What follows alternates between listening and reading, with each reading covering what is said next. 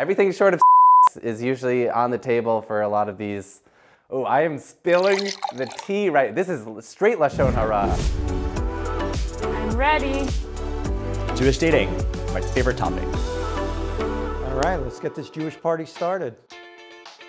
It is hard to find a Jewish partner, definitely. It's almost impossible. It's possible to give a Dvar Torah on how hard it is to find a Jewish partner. There's a lot of criterias as like a modern Orthodox Jew that you want to check off. Like, are we going to send our kids to yeshiva? Yeshiva costs a lot of money. How much money do you make? These are like first date questions.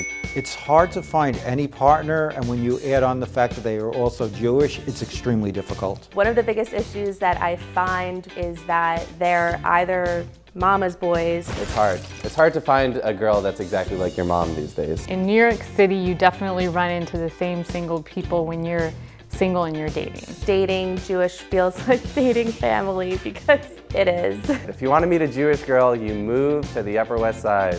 Here I am in New York and I don't have my person yet, so who knows? I more recently was on the Locks Club, which was the more like exclusive Jewish dating app. But honestly, like the gay dating pool on all of these Jewish apps are all the same exact people. I've dated every gay Jew that will talk to me in New York, so I had to move to LA. I had no other option. There's red flags I like to categorize, and then there's like don't bothers, which is like as soon as you learn this information, don't even bother continuing. So if you don't have that overbearing Jewish mother who's calling you 10 times a day, that's a problem for me. If the guy talks to his mom every single day, like you can talk to her a couple times.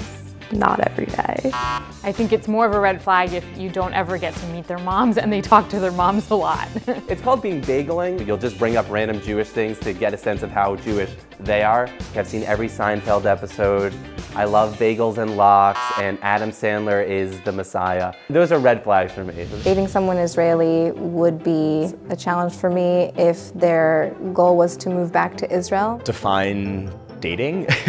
I would proudly never date an Israeli because they scare me. They are the scariest people on this planet, and they need to be, because do you see where they are? The common understanding that the world is anti-Semitic is something that I wouldn't be able to share with a non-Jew. On my Grindr profile, I have a Jewish star emoji to help attract other Jewish men to date, and I can count on 2 hands the amount of times that I've been harassed and screamed at. Anti-Semitism on Grindr is very real. We gotta hit check marks before the next wave of like pogroms come. A pro of dating in the Jewish community: for gay men, you're both circumcised. Not sure if you can use that, but. I did actually date a woman who was Orthodox.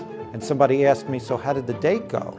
I said, I thought it went well, but then she made up some word to get out of hugging me. I had no idea what Shomer Negiah was. Dating someone who's Shomer Negiah, I feel like would be tough for me because one of my biggest love languages is physical touch. If my mom were watching this. A home run is not what you think it is in Jewish baseball, I'll tell you that much. When I date someone who's not Jewish by accident, I'm like, maybe they don't have to be Jewish. As you get older and as you realize what that means to be raised in a Jewish home, you can appreciate it more. I'm open to anybody, and I'm still single, so just want to throw that out there.